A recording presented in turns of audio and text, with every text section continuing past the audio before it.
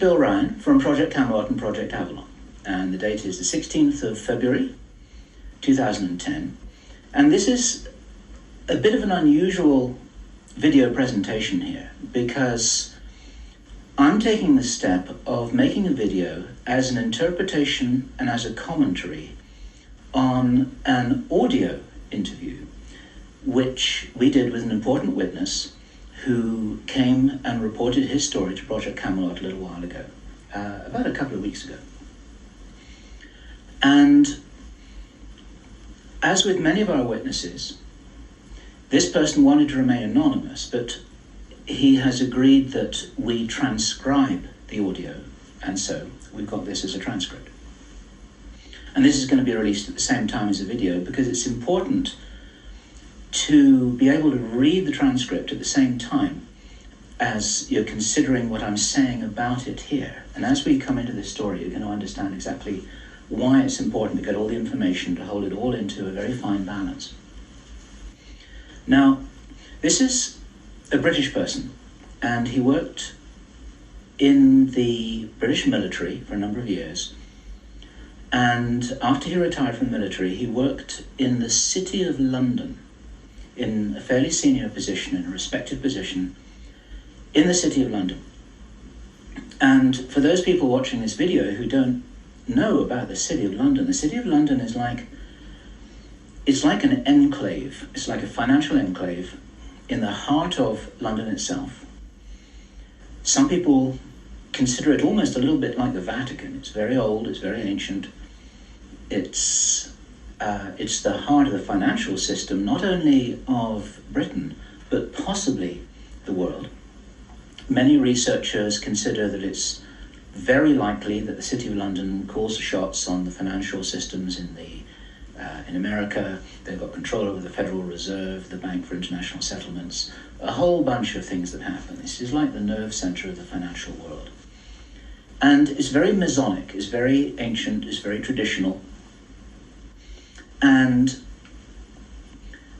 our source attended a number of meetings with senior Masons. And while many of these were interesting, they were routine by City of London standards. They were discussing financial affairs and so on and so forth. And then in the June 2005, he attended another meeting that he thought was going to be a routine meeting, but actually this was something rather unusual, and he realized it was unusual as soon as he arrived. In fact, in his interview with us, the one which we have the transcript of, you will see that he says that he felt it was an accident that he was there. He shouldn't really have been there. He didn't know what was happening. And as such, he didn't really participate in the meeting. He was there as a little bit as a fly on the wall. He was just listening to what was happening. And at first he didn't even understand what was being discussed. Now, the people there were Masons. There were senior Masons. They were about 25 or 30 people there, including senior politicians who most people in the UK would recognize by name. I do not know who they were. He didn't name them, and I didn't ask them, but he said these are well-known names. The chief of police was there, representatives from the church, representatives from the military, 25 or 30 people. And as he listened to this story being discussed, it was an informal meeting. It wasn't like at a big table with kind of notepads and water glasses and minutes and an agenda and a chairman. There were just people in a room who were talking about all of this stuff. And what they were talking about was a plan that had clearly been made a long time ago. And what they were discussing was they were discussing the implementation of this plan. They were discussing how things were going, whether they were on track or not. And what, for example, to give a flavor of this, they were discussing between them some of the problems that they had in the implementation of their plan. And as this little presentation continues here, you'll realize what the plan was, and I'm going to be revealing this in very much the same way as it was revealed to our witness and as he revealed it to me, bit by bit, step by step. The first thing that he heard was they were talking about the fact that Israel didn't look as if it was getting prepared to attack Iran anytime soon. This was a problem. Even back in June 2005, they were apparently concerned that what it was that was planned on some kind of a timeline wasn't rolling out according to schedule, and this was an issue for them. So that attracted his attention very quickly, because he'd never been in a meeting when this kind of thing was discussed. Then they were talking about China and how powerful China was getting, both militarily and financially, very quickly, and that the Japanese weren't doing what they were supposed to do, which was to interfere in some way with the Chinese financial system. They weren't doing that, and this was another problem because China was getting too strong too quickly. Other things that were discussed were, for example, the coming financial crash, the centralization of resources, everything that we saw starting to happen in October 2008. They were planning that and referring to it in their meeting in June 2005. So there was clearly a rollout of some plan here, and he was quite shocked the more that he heard. And when he really realized what was happening, he was extremely shocked. And one of the reasons why I'm giving this video presentation now is to soften the blow and interpret this a little tiny bit, because it is shocking information. And what I also want to do is I want to try and differentiate out between what it was that he reported, because he'd heard it with his own ears, and what it is that is his speculation and my speculation about how all this fits together. It's very important information. We need to know this stuff. Even though it doesn't look like it's going to be on track, I don't think this will happen. I think that there are a bunch of crazy people there who are extremely determined to do something, and they were in a hurry, and this is important to understand. They were in a rush to try and roll out this sequence of events. Now, what he described is what the sequence of events was. It starts with Israel attacking Iran. Now, this hasn't happened yet. There have been a number of indications that there are forces which are trying to push this into happening. You've only got to follow the news for the last 2 years to realize that the public is being prepared for a justification for this kind of thing. Iran is being set up as being the bad guys that deserve something to happen to them, and so on and so forth. Now, that's going to be the start of what is like the opening gambit in a big chess game. And the plan is to provoke Iran or China to retaliate.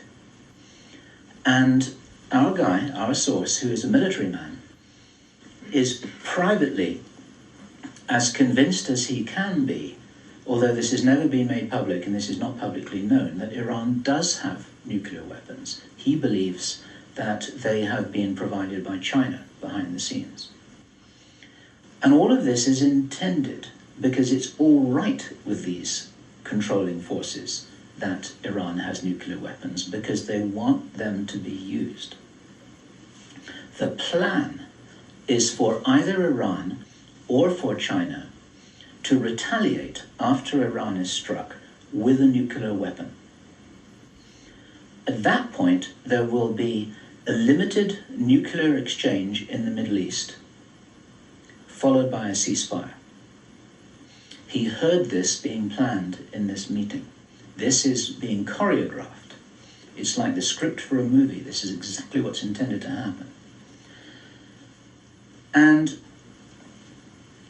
during this time, the other thing that's being set up for this, and many people watching this will be aware that this is being set up in the background. We've had a lot of information about this from a number of good researchers from many countries who are reporting this on the internet, that things are being set up in many of the Western countries for there to be heavy controls over populations, martial law, increased powers on security forces who are not just the army or the police, but in Britain, for example, our source said that he absolutely knew personally for a fact, that a very large number of private security people, their powers were being increased to give them the ability to arrest people, the ability to detain, the ability to handle riots in streets. And here we're talking about just regular people working in private security, people who give the parking tickets on the streets.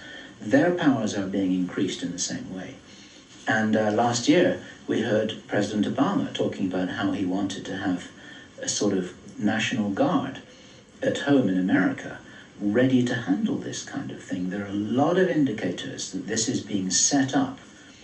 And in this rollout of this crazy scenario, where it is intended that there will be a limited nuclear exchange in the Middle East, the idea is that as the world looks upon this with horror, then they will demand from their governments that there are heavy controls over travel, over communication, over people who meet, over people who protest in the streets. They want to make sure that they don't have crazy bombers on aeroplanes, crazy bombers in the shopping malls. They want to make sure, and because people will be driven into fear by this, they'll request and demand and insist on heavy controls from their governments, which will be justified. And this is where you're going to kind of get the martial law situation in all the Western countries. It's intended as a justification. All of this is just the start of something, because this story gets much bigger, and it's pretty horrifying. And if watching this now you're feeling a little bit shocked, this is how I was feeling when I heard this information, and this is how our source was feeling when he was hearing this information in this meeting, because this is just the beginning. Now, during the time of this ceasefire, everyone's shocked, everyone's frightened, everyone's really terrified about where this is going to go. There are all kinds of heavy controls over populations everywhere. And then the next thing that happens in this chess game that's being played is that biological weapons are released on China. You heard this being discussed in this meeting. They will release a flu-like virus that will be genetically targeted against the Chinese population. It's racially targeted against the Chinese people. It's designed to spread like wildfire and to knock out a large number of the Chinese people. And these people in this meeting were laughing about this. They said, China will catch a cold. Those were their words. China will catch a cold. And they were laughing about the fact that these biological weapons will wreak havoc among the Chinese population. And after that, then what effectively will be a kind of plague will actually spread right across the world to the West as well. Our source was not clear whether this was a Chinese retaliation or whether the thing would just spread out of control in the way that it would be very understandable if it did, whether it's racially targeted or not. These things actually mutate. So now you've got a situation where there's been a limited nuclear war in the Middle East. There's a pandemic that really is sweeping across the world and really is killing people very visibly. And you've got this totalitarian military lockdown in all the governments in the Western world because everyone's going to be in panic about all of this. And then, he said, then the real war starts. Something that would be justifiably called the Third World War, with a much more major nuclear exchange. And at this point, I asked him, is this just about population reduction? What is this about? Why are they doing this? Why this insane Dr. Strangelove plan for just unleashing all of this stuff on the world? Why do it? Now, as our conversation went on, I started to find answers to those questions. Now, some of this is speculation. I want to share this speculation with you because it's important enough that we work together here to figure out what's going on. And there are some clues, there's some very important clues that I'm going to present to you here in this video. He said, absolutely, it's about population reduction. So I said, well, in this meeting, did they mention any figures? And he said, yes, they did, 50%. Half the world's population. This is planned as per the Georgia Guidestones.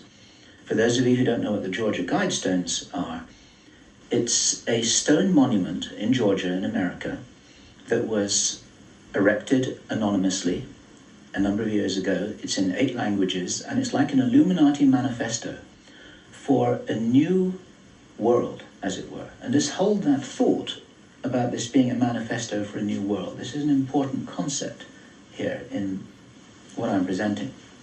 One of the key parts of this manifesto for this new world is that there should be a population of 500 million people.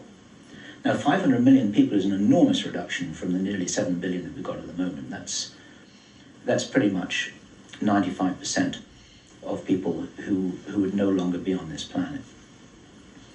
And 50% is a step towards that. And there's a reason why they're doing all of this.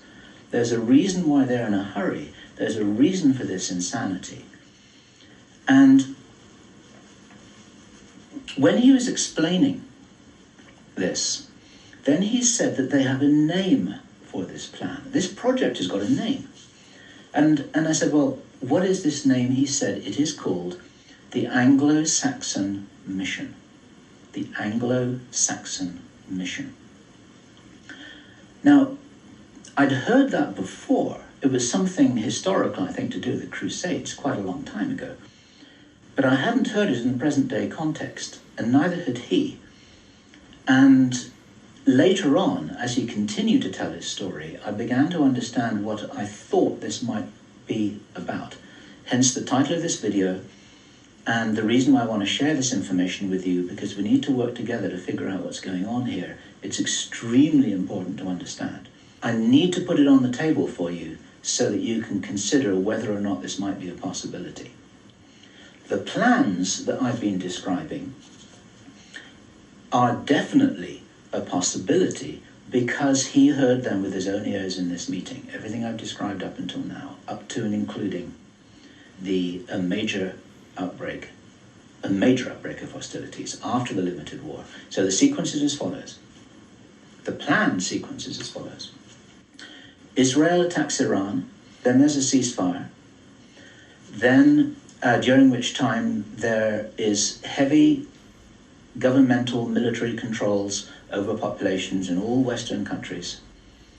Then China is attacked by a biological weapon. It's a flu-like disease that spreads like wildfire. This goes all over the world, and then they have a major Third World War. And then, by this time, 50% of the population will be destroyed. And not only because of the war or the plague, but because, as many of you watching this will understand, the infrastructure goes down in situations like this. There's no food in the supermarkets, there's no gas in the pumps, the telecommunication goes down, there may not even be water coming out of the taps. People are kind of thrown back into a Victorian era without the facilities to handle this, because most people don't have their vegetable gardens, they don't have their horse and cart, they're not able to survive in the way that we used to be able to. We're very, very vulnerable. We're extremely vulnerable, and of course the controllers know this. At this stage, our source was speculating about why are they in a hurry? Why do they want to do this? And there's a sort of heavy irony here, which is like I was saying, well, if you're going to plan the Third World War, then why not take your time over it and get it right and do a really good job? You can, this could be in 20 years' time or 30 years' time, it doesn't really matter. Why is there in such a rush? And our source said that he felt from inside information that this is still timed for something around 18 months from now. And that puts it around about the middle of 2011. He doesn't know this for sure because these events aren't calendar driven. They're actually event sequence driven. In other words, this has got to happen before that happens, and then after that the next thing can happen, then after that the next thing can happen. So a whole lot of things have got to be in place before all the dominoes fall over, so to speak. And they seem to be behind schedule in some of this. There are some planned events that definitely haven't happened. One of the things which I remembered, our source Henry Deacon, and many of you who've watched Project Camelot videos and read their reports for the last 3 years will know that when we met Henry Deacon in 2006, he said that in his own inside information was that there would be a war against China in 2008. And that didn't happen. And all this time, at that time it didn't make any sense, and even now it didn't make any sense. It's like, well, all right, but why do this? Why do this? Why do this? Now, and our source is a pretty smart guy. He's been in the military. It's a totally different story that he didn't debrief in our audio transcript. He's got his own sources of information about some of the background for this. He says that he's as sure as he can be that the people who are calling the shots in the world, you can call them the Illuminati, the controllers, the cabal, whatever name you have for them, they believe that there is going to be what he says that the best information that he's got is that the insiders believe that this is going to happen, or they are concerned that this is going to happen. And many of you watching this will know that this isn't a completely crazy idea. Deep underground bases, for some reason, which we don't know why it is. You'll know about the seed bank in Svalbard. This is in the public domain, where all the seeds of all the plants and all the crops in the world have been buried deep inside in northern Norway. There are many precautions being taken as if something might happen that could really threaten some of these valuable resources, including the seed banks of the world. Now, if there is going to be a geophysical event as they believe, this is because it seems to be preserved Illuminati inside knowledge, whether it's true or not, that there are repeated cyclical geophysical events about every 11,500 years. Information about what really happened to Atlantis was very probably in the Great Library of Alexandria that burnt down a couple of thousand years ago. There are persistent rumors that much of that information has been retrieved and it's in the Vatican Library. This is information which is not in the public domain and which the insiders may have access to. Whether it's accurate or not, the important thing is to realize that they probably believe that this will happen and they're making their precautions. And this might be the justification for this insanity that we've just heard about in this plan. Consider this. He said, if there's going to be a major geophysical event, something like a pole shift, maybe it's Planet X, maybe it's some kind of energetic phenomenon that's going to somehow destabilize the Earth or the Earth's crust in some way, we don't know. But if there were to be a major emergency like that, something that would actually make a war look very inconsequential, the thing that will help the human race to survive it, or will help parts of the human race to survive it, is if there is already emergency preparedness in place before it happens. In other words, if you knew that there was an emergency coming, if you knew, for instance, that there's a hurricane coming in to hit your city, then you put all the emergency preparedness in place beforehand. You have the troops ready, you have the infrastructure ready, you have the military ready, you have everything that you need ready to handle this situation so you can respond and react and recover in the best possible way. This whole Third World War scenario is that then the Western governments, with the Chinese out of the way, will be in a state of such totalitarian control of their own population that they will be best equipped and rebuild the new world after a cataclysm. And he thinks that this is what's happening. And I have to tell you that this terrible logic makes sense to me, that they would think that way. If they believe that it's going to happen, then this could be their justification for this kind of plan that we've heard about is really being discussed. And this now is my own speculation right now, which also makes sense to me. We need to work together to figure out what's happening here. It's called the Anglo-Saxon mission. If they think that a new earth needs to be rebuilt, a new world, think of that little phrase there, if a new world needs to be rebuilt after a cataclysm, they want the Anglo-Saxons to be doing it. They get the Chinese out of the way first, and then the Anglo-Saxons will inherit this new world with the other nations, the Asian nations, the African nations, the South American nations. Presumably, it is assumed that they won't have the resources to be able to handle the situation, whatever it is that they think is going to occur.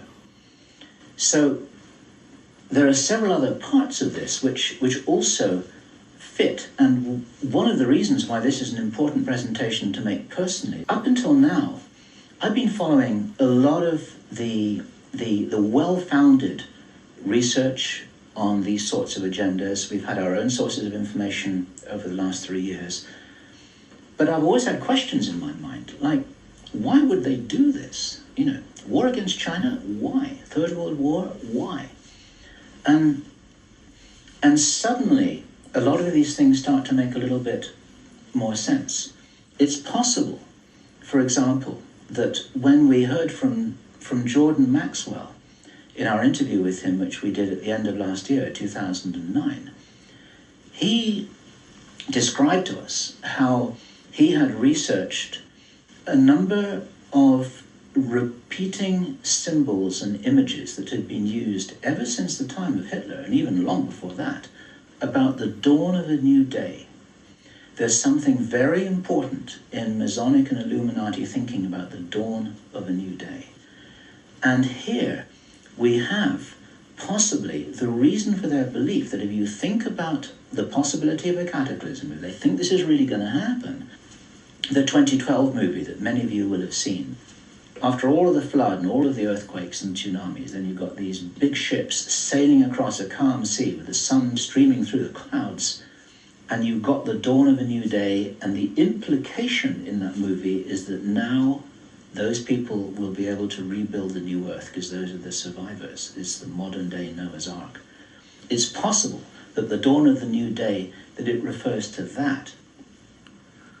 And it even occurred to me, and I'd be interested for other researchers to offer their views on this, that the very term, the New World Order, that we first started to hear about 20 years ago, actually longer ago than that, but the New World might be the post-cataclysmic world. They may be planning who will inherit the new world. It may be nothing less than this. Maybe this is what the New World Order is all about. It really is the order, the plan for the new world that they think is coming. They think this is going to happen. Now, I say again, it's very, very important to differentiate out all of this information here. I don't believe this is going to happen at all, but they might be doing something crazy to try and safeguard what they believe is their own interests. This is what we need to be aware of here. And what I want to do is I want to just state really clearly why there are profound reasons for not believing that anything like this is going to happen. There are a lot of things that haven't happened which were intended to happen. Many of you will remember there was a B-52 bomber that flew halfway across America from Minot Air Force Base to Barksdale Air Force Base in Louisiana with 6 armed nuclear cruise missiles on his wingtips, something that could never happen by accident. It was illegal, it should never have happened. You can't even smuggle a bullet out of the weapons storage area in an Air Force base without there being a whole bunch of signatures and everybody knowing about it, let alone making the mistake of loading armed cruise missiles onto a B-52 bomber with nobody noticing it. There was a reason why that happened, and that was actually prevented. It stopped at Barksdale in Louisiana, some very brave airmen blew the whistle on that, and they did their job, and they reported it up the line. It appeared very, very briefly in the mainstream media, and after that it was completely covered over, and everyone said it was a mistake. That was no mistake.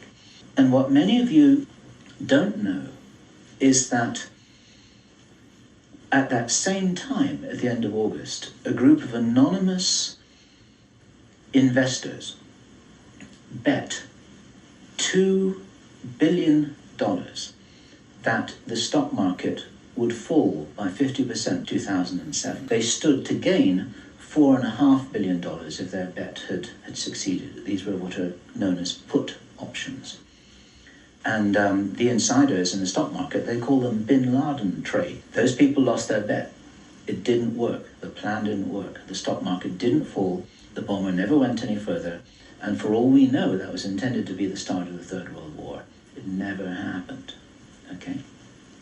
That didn't happen. A lot of people thought that was crazy. A lot of people thought he was crazy. Maybe he wasn't. Maybe he heard something that was a real plan, but they're 2 years behind schedule, and maybe this will never happen at all.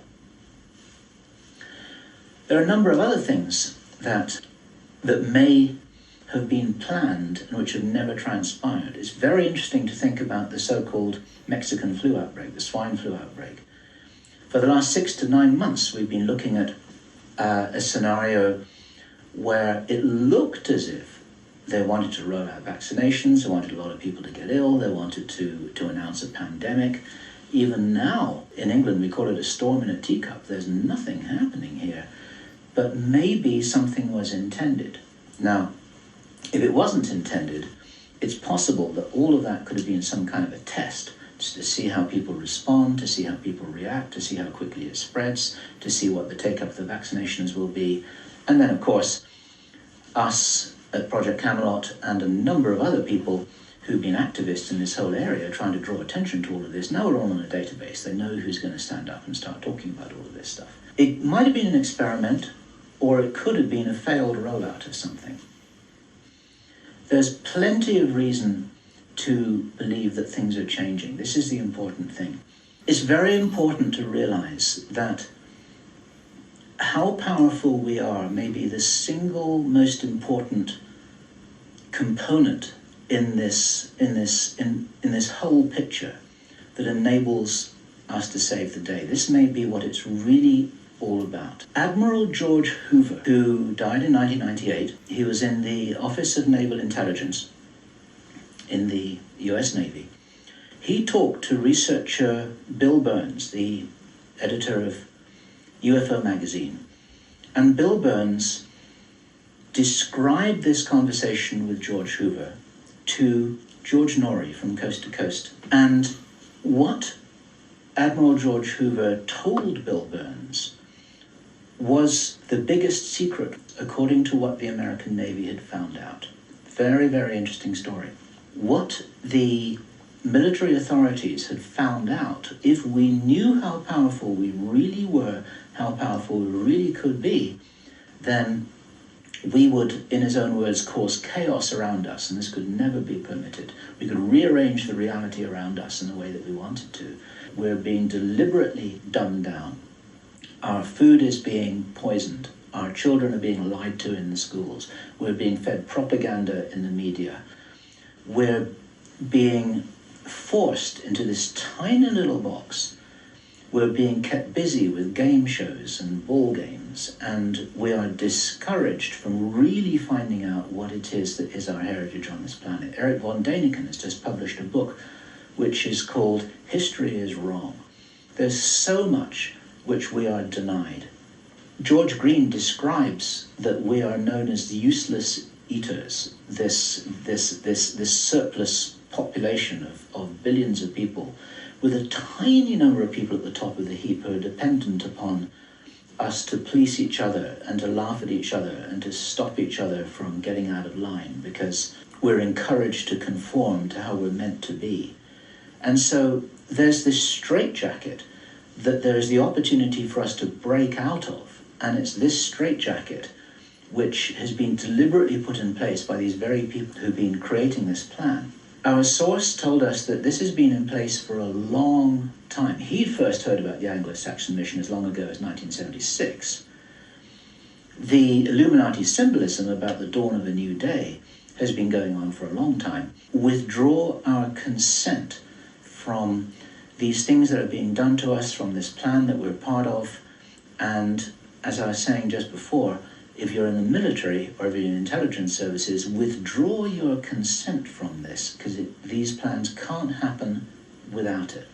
There's something about the Illuminati and the way that they're operating that is very limited. They're using force, they're in a box, they're trying to counter what everybody I know is recognizing and referring to as a huge expansion of consciousness all over the world, an expansion of awareness. We get emails every day from people, often very young people, who are saying, I can really see what's happening in the world. Tell me what to do about this, but I'm ready to do whatever it was that I came here for. I don't know what that is yet, but I know that we've got big problems.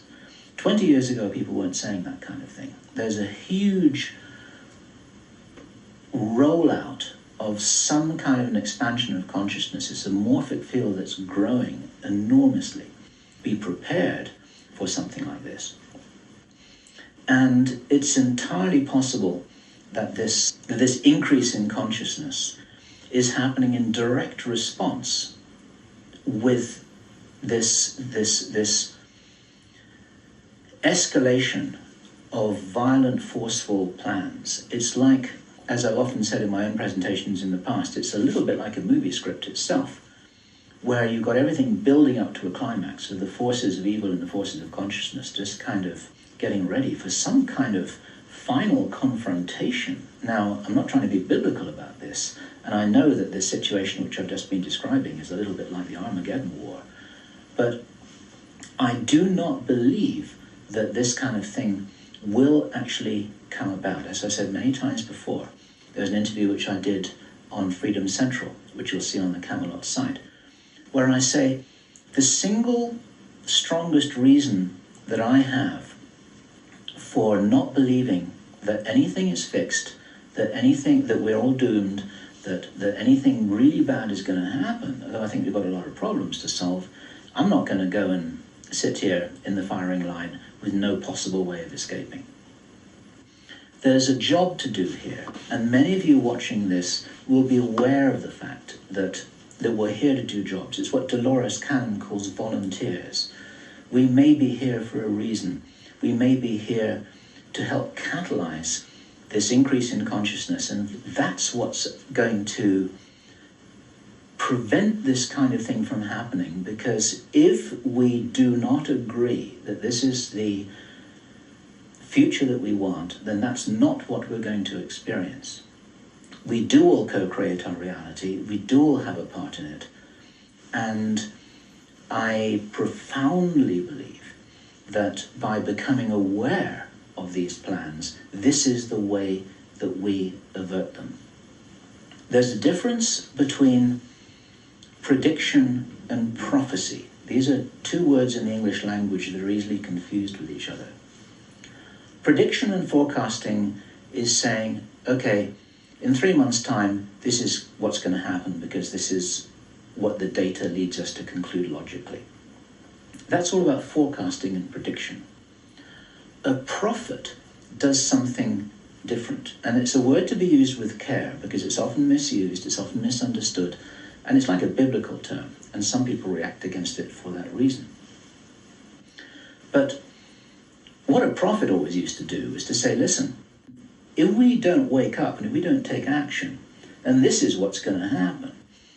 And the purpose of the prophet giving this prophetic warning is not to warn people that it will happen, but to say, listen, you got to change something here. You got to change the way you're doing things. You got to change the way that you're being. You got to change the way you're interacting with each other. You got to change your whole attitude.